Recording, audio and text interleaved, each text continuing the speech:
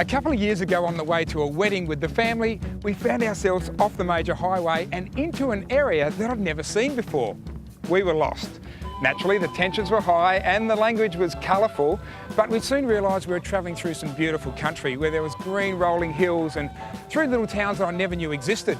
So from that moment on, I come to the conclusion that taking the long way for a shortcut isn't such a bad thing after all. Take a quick look at the RACQ website and you'll find a list of picturesque alternatives to following the beaten track. So not only can you avoid the traffic, but you can uncover some brilliant spots along the way. I'm taking an alternate route to Toowoomba called the Plains to Peaks Drive, which heads west from Brisbane along the Warragay Highway towards Plainland.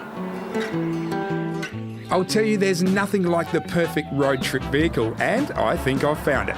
Thanks to Motorama, I'm road testing the new Mitsubishi ASX, which has all the benefits of the traditional SUV, spacious interior, roomy boot, etc., but the ease of driving and fuel efficiency of a smaller car. Add to that the large moonroof to let the Darling Downs into your car, and I'm all set for a very good day. 74 k's along the highway and you'll pass through Plainland, which is a great spot for a bite to eat or a wander through the shops. But I'm continuing on to Gatton and 60 hectares of green thumb heaven.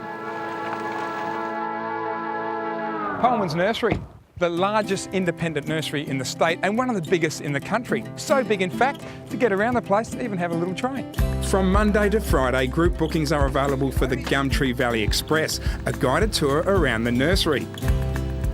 Okay, now welcome everyone to Pullman's Nursery. The little engine that does takes visitors through the retail nursery and over to the wholesale section where there are over 1 million plants of countless varieties waiting to be shipped around the country. My RACQ trip planner tells me to continue along the Gatton Clifton Road, which at this time of year is bathed in green. It passes through farming land, rock cliffs and lush valleys, the kind of sights you would expect to see in the Darling Downs. Now what you wouldn't expect to see, however, is... The Darling Downs Zoo is one of the newest zoos in the country. It's owned by passionate conservationists Steve and Steph Robertson. The couple have made a home for an amazing variety of animals, birds, monkeys, crocodiles and the first white-lined cub to be born in Queensland.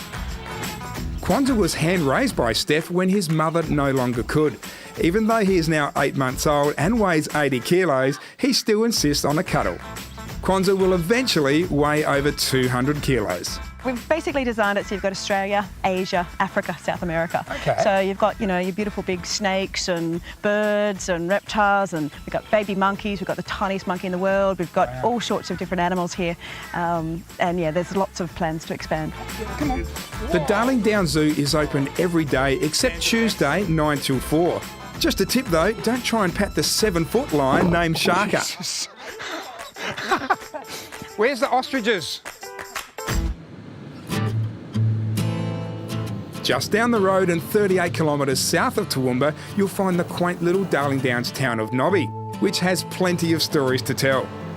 Folklore says that celebrated Australian author Steele Rudd penned his famous Dad and Dave and On Our Selection stories in the pub, which was built in 1893. The pub's owners Sam and Robin will take very good care of you. Oh, Sam looks wonderful, mate. I just met a lion before who would have gulped this down in one foul swoop.